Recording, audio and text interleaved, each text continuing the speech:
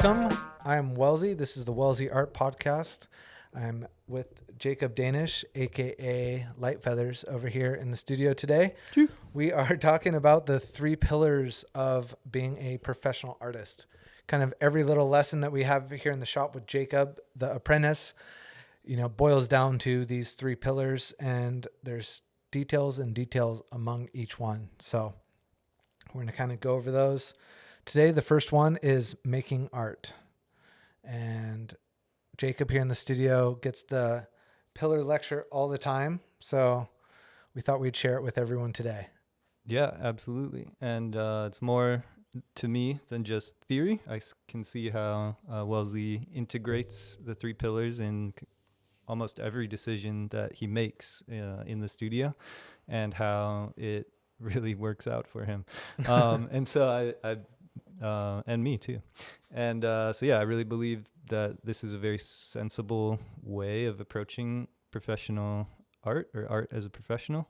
And I hope that it works for you all as well as it has, even in the year that I've worked with Welzie, it has started to work for me and really blossom my art practice and my growth as a professional. Yeah. Just so Jacob's been kind of committed to being an artist for I'd say almost less than a year though. Yeah. Or close to coming up on a year. But he came to work at the studio, and he was always into making stuff and was a sushi chef. So he understood apprenticeship and how to learn and tools. And, he kind of came into going, you know what, I want to start making art. He kind of did his stuff he'd been working on before, and then started doing fiberglass and resin like we do here in the shop. So we're in a unique position where we have like the artist apprentice thing going on. So there's a lot of constant conversations with me and Jacob, and we decided we want to share them with you guys. So the first pillar of being a professional artist is making art. So the 3 pillars are making art, showing your work, and selling your art.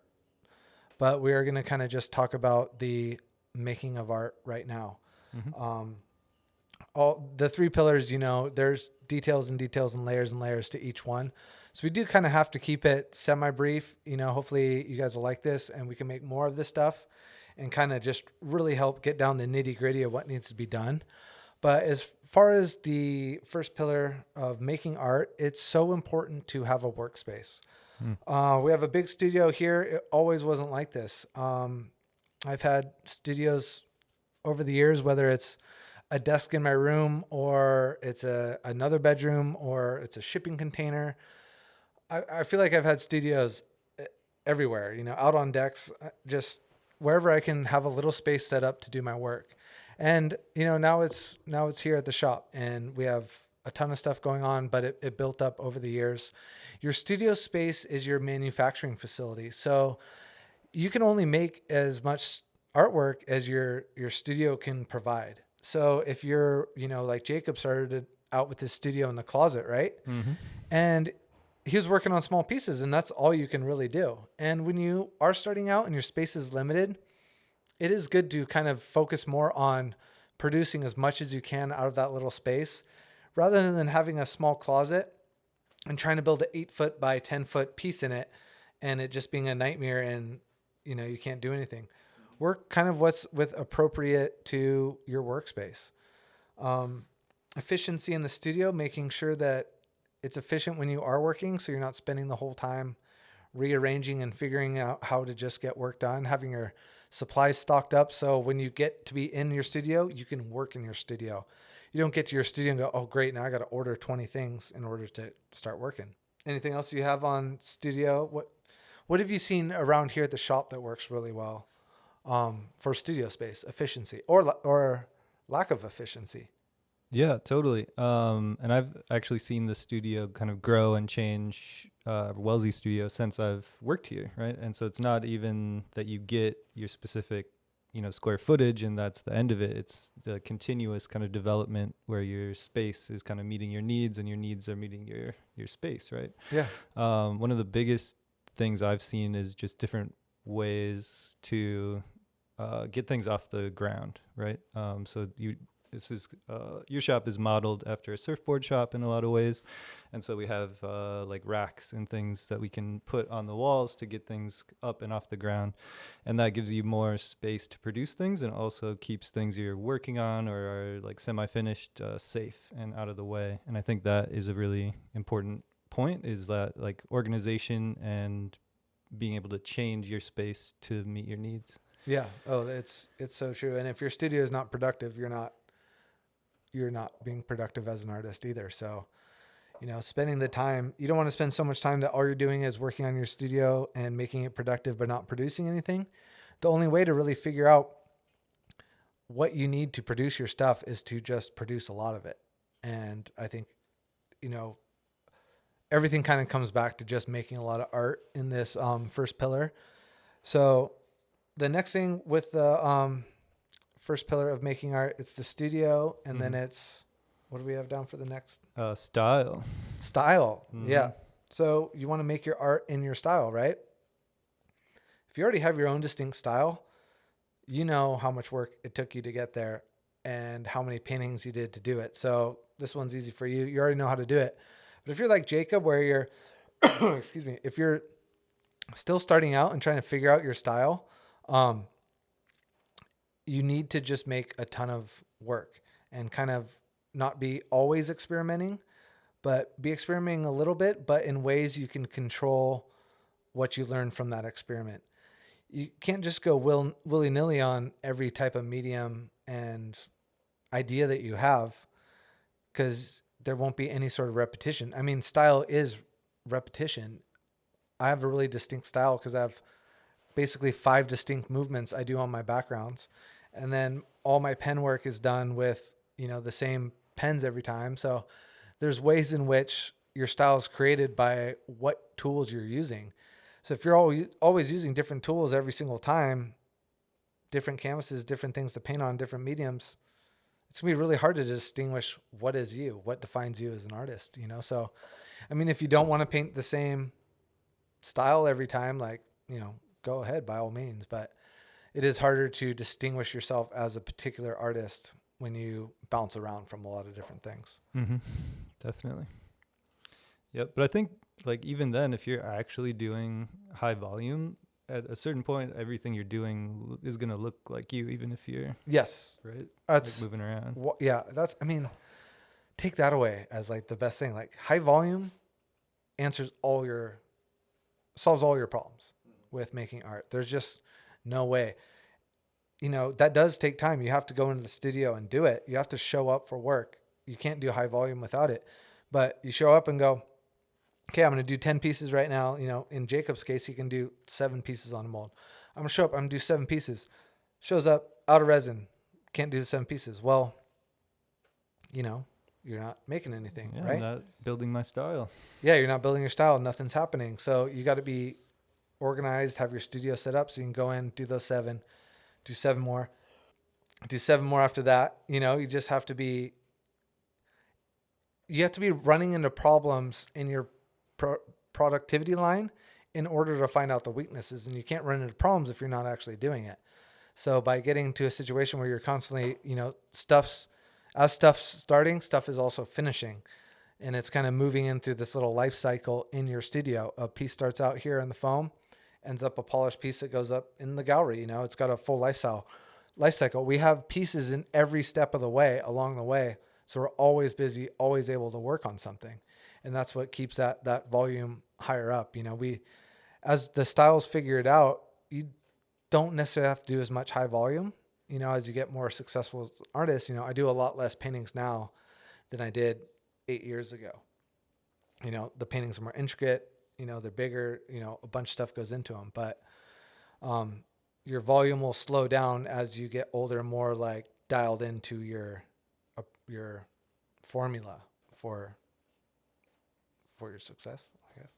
Yeah, totally. I don't know. I lose my train of thought there on it. It's just yeah, no, one word, volume.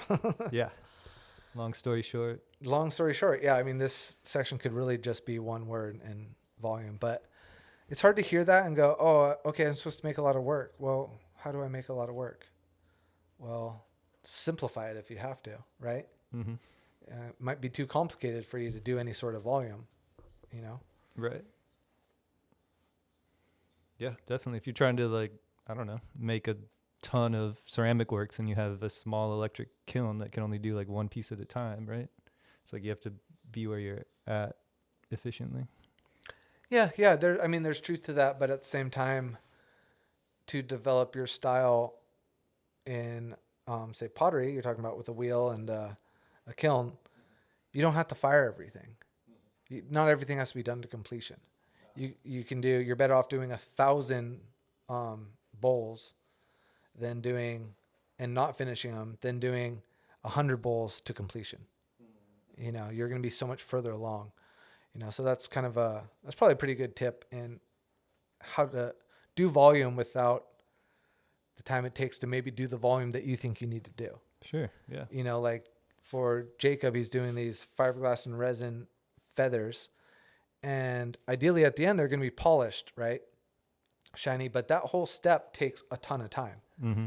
And you're not developing your feather style because you're running into this problem at the end where you don't even want to work on them because it takes so much time and you might not even like the feather already. So my advice to Jacob is to make a ton of molds and start seeing what works and just putting stuff on a mold and popping it off and get it and just leaving it. A lot of the stuff you can do with your seconds or pieces that didn't come out right is you can just use them to decorate your studio. If you're a new artist and you don't have much stuff on the walls, cover your space with your artwork, and then, if you do an art booth or something at an art festival, you have stuff to show, to at least show, like it doesn't always have to be finished, but that way you're just producing more and more art. You want to get to 1,000 pieces as fast as possible. How do you make 1,000 pieces? 100 might be your goal. I think Jacob right now his goal is to try to get 100 of them, and it's hard to do. And it's such a bottleneck in your growth as an artist with your style and producing and moving anywhere further that it's like those problems need to be sorted out first before you have to worry about pillar 2 and pillar 3. So little food for thought on that. Yeah, definitely. And then there's one more aspect that we were talking about. The expertise. Being an expert. And so you have to know everything about everything. I know nothing about everything. Being an expert at it is, it kind of goes back to time, how much time you spend doing it. But you need to be an expert in what you make from start to finish. You need to know how to finish your piece. If it's a canvas, how is the wire being mounted to the back? How is it going to be put on the wall? What's it like on the back side of your canvas? What's the framing like for it? Is it glazed over? Does it have a finish, a varnish? You need to know all these things. What acrylics you're using, what oils you're using, what oils work best for you, what resins you're using. All this stuff is you become little experts in it, and you do little experiments with stuff like, oh, well, let's try Mod Podge as a clear coat. So, you can try a little bit on the corner. You don't have to commit all your work to it. Just see if it works. Oh, it works. Implement it. Try not to experiment so much that you're never coming up with any consistency, but become an expert in all the mediums that you use, the tools you use. Like a weird example is like here at the shop, we use a lot of big sanders and tools and stuff. And it's like, I've been using that tool since I was 15 years old. I can take it apart and put it back together and usually fix it every single time, just basically in minutes, but that's just part of being an expert at what you do. Over time, you learn the tools, you learn how to fix them, you learn how to do anything you need to do in order to continue that making art process. Mm-hmm. Does that make sense? Yeah, totally does. Yeah. And I can see that in operation here in the shop, in the way that you work. In the expertise, like I'm your apprentice, right? And so you are teaching me, right, how to do everything. And I like to think that you taught me pretty well, based on how I'm able to like do the stuff. And so you have to have known more about it than I do, right? Yeah, In order to yeah, teach yeah, me, yeah.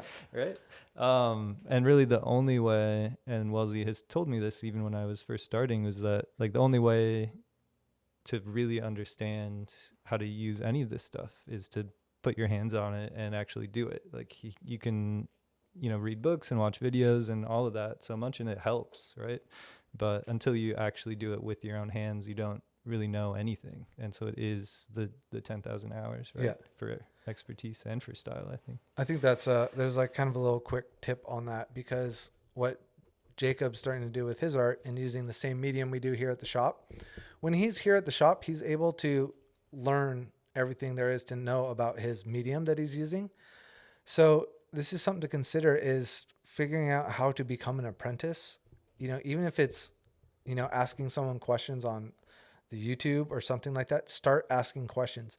Think of yourself as an apprentice in it. You might not have a master you can learn from that's as straightforward as this relationship Jacob and I have, but try to find someone out there.